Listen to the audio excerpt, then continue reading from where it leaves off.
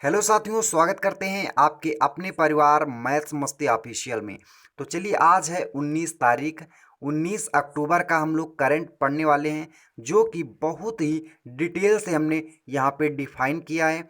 और बता दें साथियों कि आपके एग्ज़ाम आने वाले हैं जो उनके लिए बहुत ही महत्वपूर्ण होने वाली है, क्योंकि साथियों यहीं से क्वेश्चन बनता है। यहीं से क्वेश्चन बनता है क्योंकि करंट जो होती है एनटीपीसी और ग्रुप डी के एग्ज़ामों में बहुत ज़्यादा करंट पूछी जाती है। इसलिए आप प्लीज़ करके करंट की क्लास मत छोड़ा करो, क्योंकि 15 से 20 मिनट की करंट की क्लास होती है और आप लोग उसे भी नहीं देखते हो। शायद ज़्यादा से ज़्यादा 35-40 लोग यहाँ पे इंटरेस्ट हैं, बाकी को इंटरेस्ट नहीं है। ठीक है, क्या एनटीपीसी में केवल 40 ही बच्चे बैठेंगे? ठीक है, तो चलिए हम क्लास को स्टार्ट करते हैं। ठीक है, चलिए क्लास स्टार्ट करते हैं। सबसे पहला क्वेश्चन है, MACS 6478 गेहूं की किस्म है। इस गेहूं की किस्म से किस राज्य के एक गांव करंज खोप में किसानों के लिए फसल की पैदावार दोगुनी की गई है?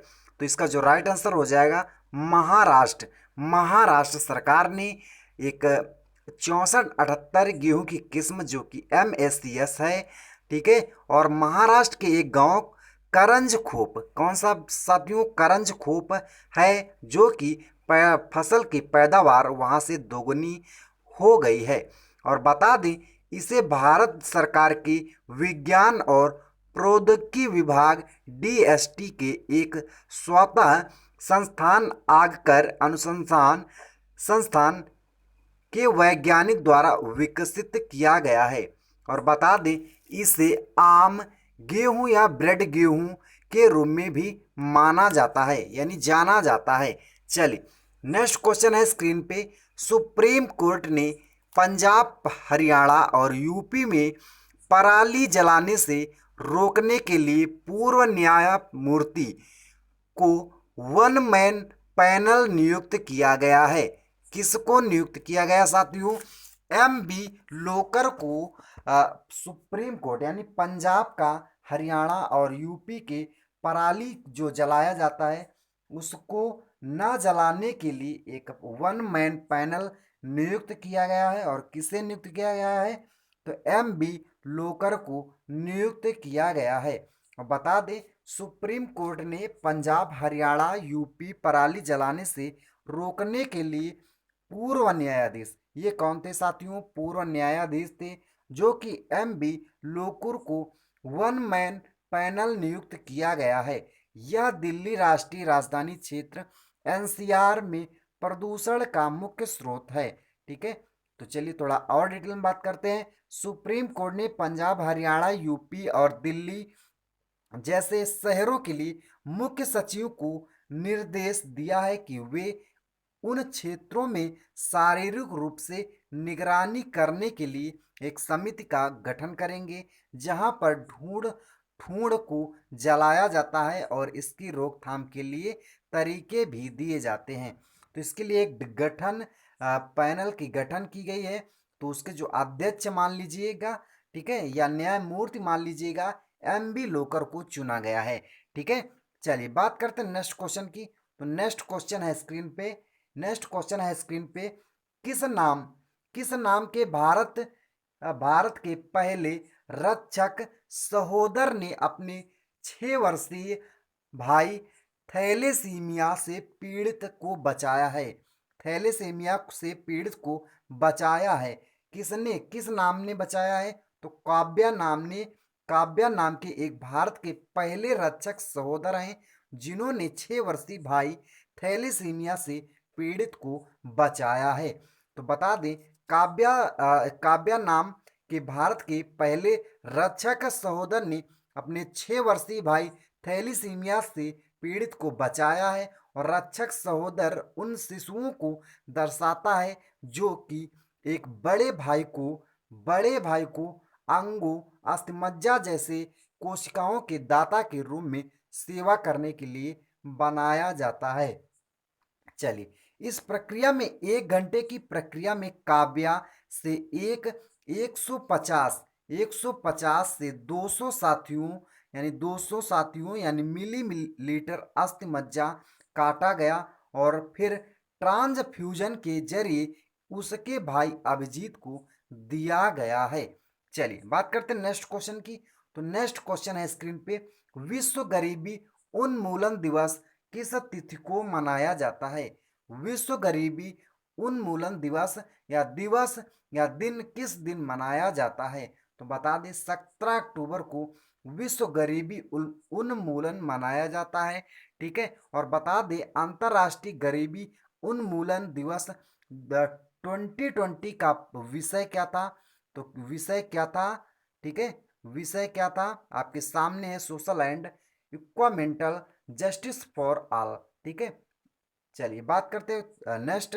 तो गरीबी उन्मूलन के लिए अंतर्राष्ट्रीय पूरे विश्व में 17 अक्टूबर को क्या मनाया जाता है? विश्व गरीबी उन्मूलन मनाया जाता है। और इस दिवस का मनाने का उद्देश्य क्या है साथियों?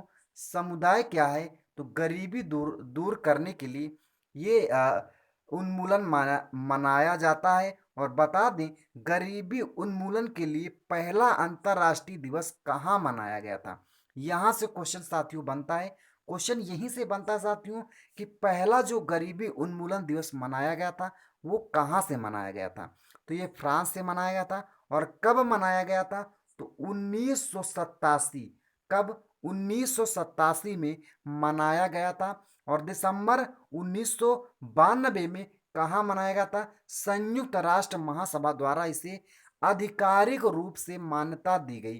ठीक है, मनाया कब गया था? 1987 में। कहाँ मनाया गया था? पेरिस में सबसे पहले मनाया गया था। और दिसंबर 1992 में संयुक्त रूप से इसे मान्यता दी गई। किसके द्वारा? संयुक्त राष्ट्र महासभा द्वारा आधिकारिक रूप से इसे मान्यता यानी स्वीकार दी गई है कि पूरे देश में अब इसे मना सकते हो। चलिए बात करते हैं नेक्स्ट क्वेश्चन की। तो नेक्स्ट क्वेश्चन है स्क्रीन पे, किस देश के लिए भारत 1 किलो वर्ग की पनडुब्बी INS सिंधुवीर वितरित करेगा? सिंधुवीर वितरित करेगा किस देश ने? म्यांमार देश के लिए भारत 1 किलो वर्ग की पनडुब्बी INS सिंधु वितरित करेगा। और बता दें भारत और भारतीय वायुसेना जहाज सिंधुवीर को 1 किलोमीटर वर्ग की पनडुब्बी म्यांमार नौसेना में स्थानांतरित करेगा, जिसके तहत म्यांमार को अपनी पहली पनडुब्बी मिलेगी। इससे पहले कोई पनडुब्बी वहां पे नहीं है साथियों। अब जो मिलने वाली है कौन सी है? सिंधुवीर वितरित है, जो कि पहली पनडुब्बी म्यांमार की होगी। इसे सागर नीति के तहत स्थानांतरित किया जाएगा। इसे किसके अंतरित स्थानांतरित किया जाएगा? तो सागर नीति के तहत इसे स्थानांतरित किया जाएगा। चलिए, यह भारत और रूस के बीच एक समझौते के तहत निर्मित नौसेना की एक सिंधुघोष श्रेणी की डीजल इलेक्ट्रॉनिक पनडुब्बी है। ये काहे से चलती साथियों? तो ये डीजल से चलती है। और बता दें यह 300 मीटर गहराई तक जा सकती है। कितनी? 300 मीटर गहराई तक जा सकती है। और इसकी विस्थापन जो क्षमता है वो 3000 टन है। कितनी है? 3000 टन है साथियों। ठीक है, तो चलिए नेक्स्ट क्वेश्चन की बात करते हैं। नेक्स्ट क्वेश्चन है स्क्रीन पे, पुराने वाहनों के साथ क्या करना है? यह वाहन स्क्रैपिंग पॉलिसी रिपोर्ट किस द्वारा जारी की गई है? पुराने वाहन जो हैं उनके साथ क्या करना चाहिए? यह स्क्रैपिंग पॉलिसी रिपोर्ट किस द्वारा जारी किया गया है? किसके द्वारा जारी किया गया है?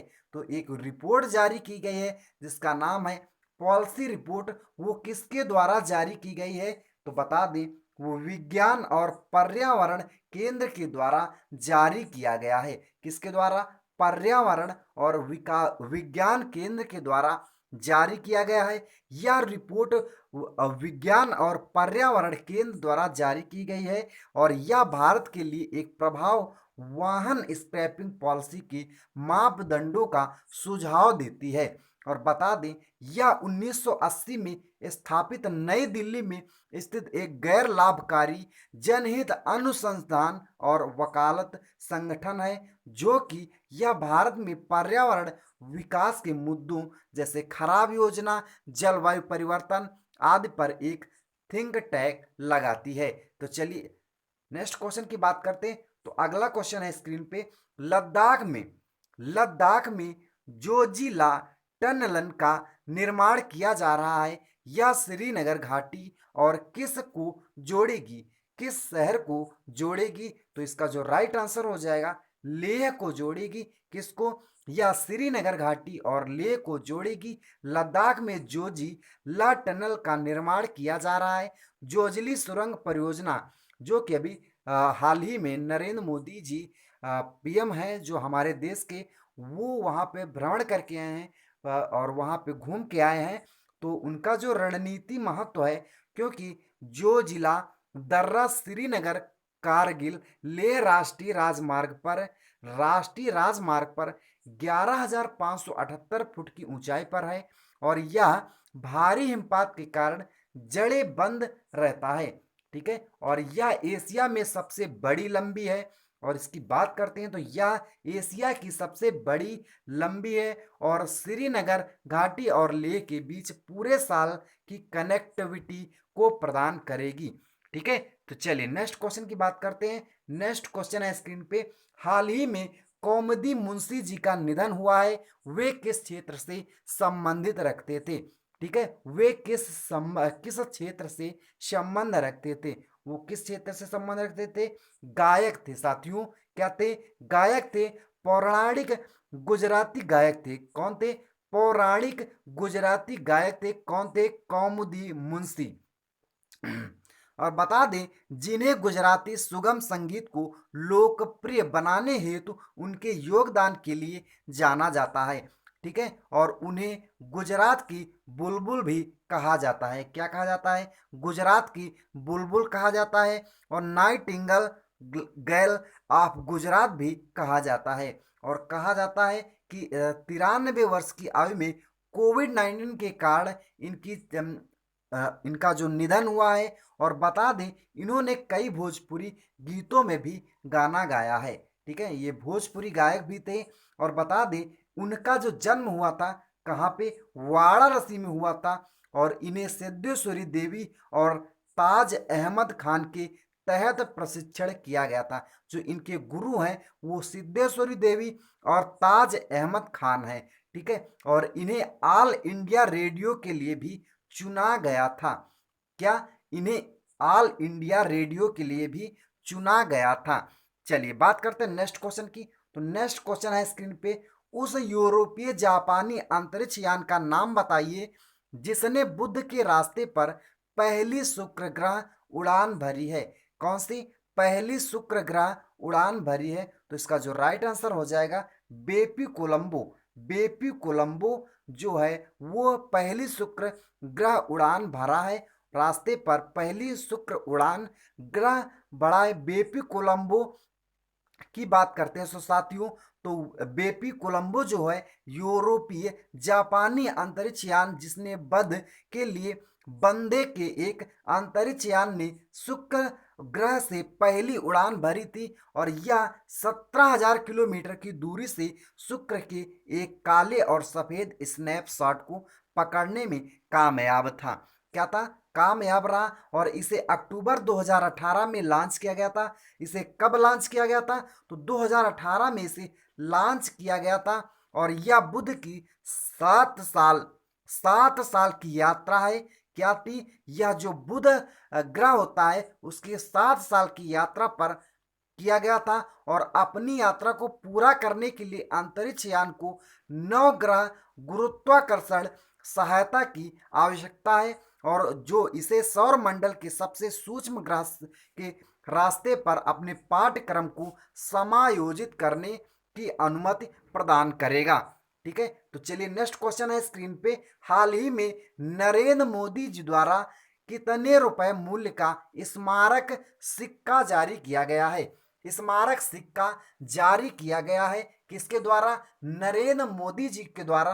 तो 75 रुपए का सिक्का, स्मारक सिक्का जारी किया गया है। ठीक है, हाल ही में नरेंद्र मोदी जी द्वारा कितने रुपए मूल्य का स्मारक सिक्का जारी किया गया है? तो 75 रुपए का। ठीक है साथियों, कितने रुपए का? 75 रुपए का एक सिक्का जारी किया गया है, जो कि किसके द्वारा लॉन्च किया गया है, यानी जारी किया गया है? तो प्रधानमंत्री श्री नरेंद्र मोदी जी द्वारा 16 अक्टूबर को, कब? 16 अक्टूबर को, 16 अक्टूबर को 2020 को वर्चुअली खाद्य और कृषि संगठन एफओ के 75वीं वर्षगांठ को चिन्हित करने के उद्देश्य से 75 रुपए का स्मारक एक सिक्का को लॉन्च किया गया है। यह संयुक्त राष्ट्र की एक विशेष एजेंसी है, जो कि 16 अक्टूबर 1945 को स्थापित की गई थी। और बता दें, 16 अक्टूबर को प्रतिवर्ष पूरे विश्व में विश्व खाद्य दिवस के रूप में भी इसे मनाया जाता है। ठीक है, तो चलिए नेक्स्ट क्वेश्चन की बात करते हैं। तो चलिए साथियों, आज के क्वेश्चन यहीं तक है। ठीक है, और बता दें, जो भी अभी तक वीडियो को लाइक नहीं किया तो लाइक कर दीजिएगा। अगर चैनल पे पहली बार है तो चैनल को सब्सक्राइब कर लेना, और बगल में आए हुए घंटे का निशान भी प्रेस कर लेना। ठीक है, ताकि समय पर आपके पास जो नोटिफिकेशन होता है वो पहुंच जाया करे। ठीक है, और अभी तक जितने भी साथी मेरी संडे वाली स्पेशल क्लास कल नहीं देखे हैं, शाम को पड़ी हुई थी, उसको सभी साथी देख लें जाके। वहीं से आपके क्वेश्चन एनटीपीसी और ग्रुप डी में बनेंगे। ठीक है, डेली आपको अगर एनटीपीसी आप पास करना है तो डेली आप करंट अफेयर्स की क्लास जरूर लें, क्योंकि करंट के जो साथियों करंट जो बनता है वहाँ पे पुराना बनता है, और न्यू के क्वेश्चन भी वहाँ पे इंक्लूड होते हैं। तो आपको सारी क्लासें लेनी है। 15 से 20 मिनट क्लास सुबह चलती है, और जो संडे की स्पेशल होती है 1 घंटे की क्लास, उसको हफ्ते में एक बार लेना है। ठीक है, और इसे डेली का डेली पढ़ना है करंट। तो चलिए साथियों, आज की क्लास यहीं तक है। तब तक के लिए tata bye bye, take care.